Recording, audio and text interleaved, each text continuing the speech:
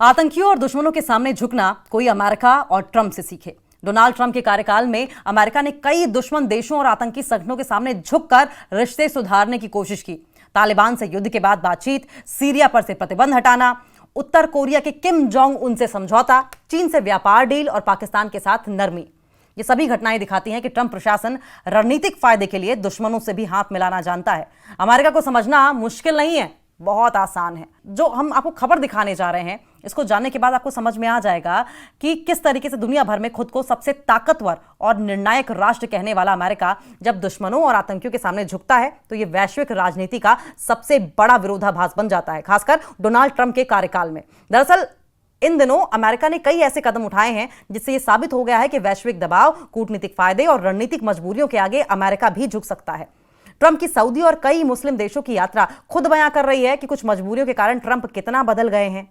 जो अमेरिका और ट्रंप कभी आतंकी या तानाशाही वाले देशों पर प्रतिबंध लगाने से पीछे नहीं हटते थे, वो अब वही ट्रंप सीरिया से सभी प्रतिबंध हटाने की बात कर रहे हैं। और इतना ही नहीं, कभी फूटी आंख न सुहाने वाले ईरान से अमेरिका बातचीत करता हुआ दिखाई दे रहा है। और तो और चीन के सामने भी अमेरिका ट्रेड वॉर में हाथ पीछे खींचने लगा है। और ऐसे में इस खबर में ये जानेंगे कि कैसे अमेरिका अपने दुश्मन देशों के आगे झुकने लगा है। देखिए, बात कुछ भी हो, लेकिन डोनाल्ड ट्रंप राष्ट्रपति होने से पहले हैं तो एक व्यापारी ही, एक कारोबारी, एक बिजनेसमैन। सबसे पहले तालिबान का जिक्र करेंगे। किस तरीके से तालिबान जो दुश्मन था उसको दोस्त बना लिया गया। अफगानिस्तान में तालिबान को जड़ से खत्म करने के लिए अमेरिका ने 20 साल तक युद्ध लड़ा, हजारों सैनिक मारे गए और खरबों डॉलर खर्च हुए। लेकिन जब 2021 में बाइडेन ने अमेरिकी सैनिकों की वापसी का ऐलान किया तो अफगानिस्तान की सत्ता तालिबान के हाथ में चली गई। और इसके बाद अमेरिका और तालिबान के बीच कतर में वार्ता होने लगी और यही वजह तालिबान था और जिसे अमेरिका आतंकी संगठन मानता रहा था। ट्रंप प्रशासन ने तालिबान से समझौते की नींव रखी थी, जिसे बाइडेन ने आगे बढ़ाया और इससे यह साफ अंदाजा लगाया जा सकता है कि अमेरिका अपने दुश्मनों के आगे झुक सकता है। अब बात तालिबान की हो गई, सीरिया का भी जिक्र कर लिया जाए। देखिए, एक बयान ऐसा दिया गया जिससे कि दुश्मनी खत्म हो गई। सीरिया पर पहले अमेरिकी प्रतिबंध थे, लेकिन प्रतिबंध हटा दिए गए। ट्रंप ने अपने कार्यकाल में यह ऐलान कर दिया कि वे प्रतिबंध हटा रहे हैं ताकि उन्हें महानता का अवसर मिल सके। क्रेडिट लेने की बहुत पड़ी रहती है डोनाल्ड ट्रंप को। यह बयान उन्होंने सऊदी क्राउन प्रिंस के सामने दिया और कहा कि ओह, मैंने क्राउन प्रिंस के लिए क्या कुछ नहीं किया। यह दिखाता है कि अमेरिका ने सीरिया जैसे देश से संबंध सुधारने के पीछे सऊदी अरब को खुश करने की नीति अपनाई है। हालांकि यह ट्रंप जानबूझकर नहीं कर रहे हैं।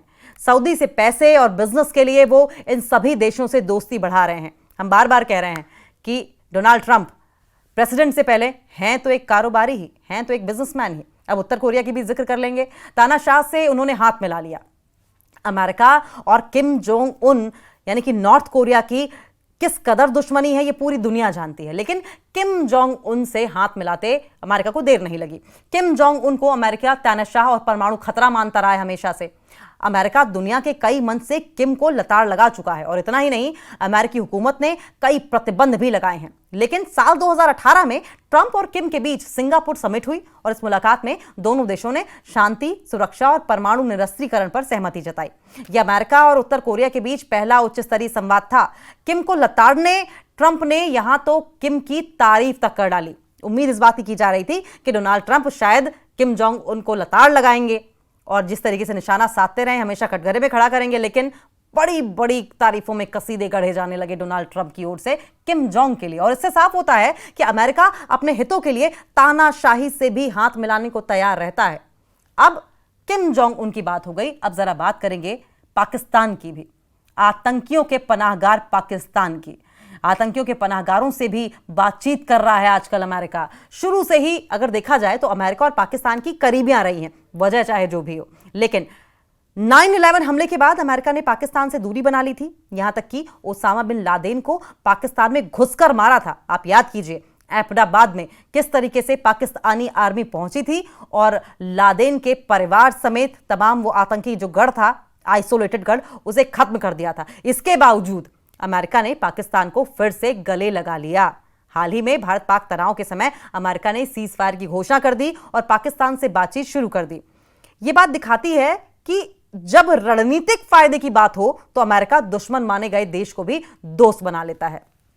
अब चाइना की बात कर लें। सुपर पावर की लड़ाई में चाइना, रशिया, अमेरिका अंधी दौड़ में भागते हुए नजर आए।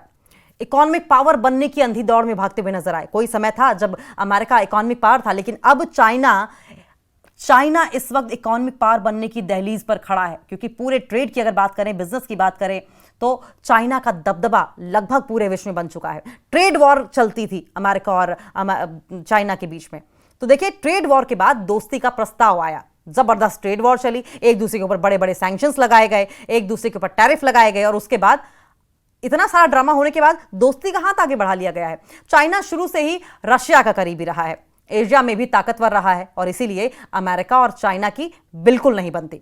दोनों देश ही खूब व्यापार करने वाले देश हैं, और ऐसे में दोनों में कंपटीशन रहता है, सुपर पावर बनने का कंपटीशन। वहीं अमेरिका के दुश्मन देशों से चीन ने हमेशा से करीबी बना रखी है। रूस के साथ ही चीन की मजबूती दोस्ती देखी जाती रही है। देखिए, रशिया के साथ चाइना मददगार हमेशा से रहा है, बैकहैंड से सपोर्ट करता रहा है, फ्रंट से सपोर्ट करता रहा है, काफी अच्छा दोस्त है, ये दुनिया जानती है। चीन रूस का काफी करीबी दोस्त माना जाता है। अच्छा, वहां अमेरिका और चाइना की नहीं बनती, रशिया और अमेरिका की भी नहीं बनती, और हाल ही में अमेरिका और चीन में ट्रेड वॉर जारी है। यह वॉर इतनी भयंकर रही थी कि इधर अमेरिका ऐलान कर रहा था और उधर अगले दिन चीन भी अमेरिका के खिलाफ ऐलान कर रहा था। चीन और अमेरिका के बीच सालों से व्यापारिक और तकनीकी टकराव चलते रहे हैं। ट्रंप ने चीन पर टैरिफ लगाए, लेकिन फिर खुद ही कहा कि चीन के साथ बहुत मजबूत ट्रेड डील हुई है। उन्होंने कहा कि हम चीन को अमेरिकी व्यापार के लिए खोलने जा रहे हैं।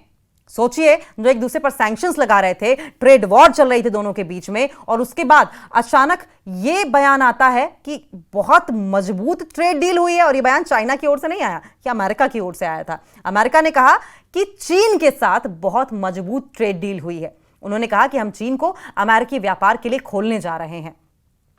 यह झुकाव तब आया जब अमेरिका को आर्थिक मोर्चे पर चीन की जरूरत महसूस हुई।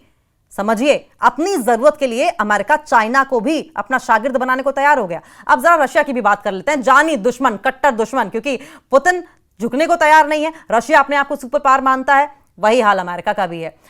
जानी दुश्मनों की भी तारीफ करने लगे हैं डोनाल्ड ट्रंप। रशिया और अमेरिका के रिश्ते तो विश्व युद्ध से लेकर बेकार चल रहे हैं। जब से वर्ल्ड वॉर हुआ था तभी से रिश्ते बेहद खराब हैं। दोनों एक दूसरे को जानी दुश्मन मानते हैं। हालांकि रशिया यूक्रेन युद्ध को लेकर ट्रंप ने मौजूदा समय में रूस से नजदीकियां बढ़ाई, और इतना ही नहीं, ट्रंप ने कई बार पुतिन की तारीफ भी की। रशिया यूक्रेन युद्ध के बीच भी ट्रंप ने रशिया से संवाद का रास्ता खोला और कहा कि अगर मैं राष्ट्रपति होता तो युद्ध होता ही नहीं। और यह रवैया बताता है कि अमेरिका अपने पुराने दुश्मनों को भी मौका देने को तैयार है, और तैयार तब है जब उसे कोई रणनीतिक लाभ हो रहा हो। अब ईरान भी देख लीजिए, प्रतिबंध लगाकर बातचीत करने लगे, और ईरान और अमेरिका के बीच परमाणु समझौता हमेशा विवादों का एक सेंटर रहा है। ट्रंप ने ईरान पर कई सैंक्शंस लगाए, और इसके बाद ईरानी राष्ट्रपति और पीएम ने ट्रंप को खूब खरी खोटी सुनाई है। और इतना ही नहीं, कई बार तो खुलेआम ईरान ने अमेरिका को धमकाते हुए कहा कि ट्रंप को जो करना है वो कर ले, हम परमाणु परीक्षण करेंगे। इतनी बहस के बाद जब क्षेत्रीय स्थिरता की बात आई तो अमेरिका ने फिर से ईरान से संवाद का रास्ता चुन लिया। अमेरिका की ये हरकतें खुद बयां करती हैं कि अमेरिका अपने निर्णय को जल्द पलटने में जरा सी भी देरी नहीं लगाता है। अमेरिका के झुकने के पीछे मुख्य कारण रणनीतिक और आर्थिक लाभ है।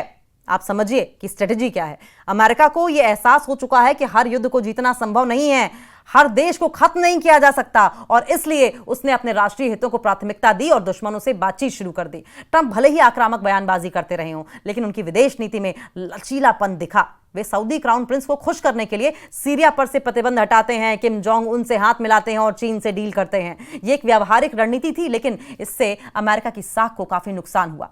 क्या अमेरिका दोहरा रवैया अपनाता है, सवाल यह भी खड़ा होता है। अमेरिका का यह व्यवहार कई बार दोहरे मापदंडों जैसा लगता है। एक तरफ वो मानवाधिकार और आतंकवाद के खिलाफ खड़ा रुख दिखाई देता है, वहीं दूसरी ओर उन्हीं आतंकियों और तानाशाहों से हाथ मिलाता है। इससे अमेरिका की वैश्विक छवि पर सवाल उठते हैं। अमेरिका के इन फैसलों पर दुनिया भर में मिलीजुली प्रतिक्रिया आ रही है। कुछ देशों ने इसे प्रगतिशील कूटनीति माना है, जबकि अन्य ने अमेरिका को अवसरवादी बताया। लेकिन सच ये है कि इन झुकावों के कारण अमेरिका ने कई देशों में अपनी सैन्य मौजूदगी और दबदबे को बनाए रखा है।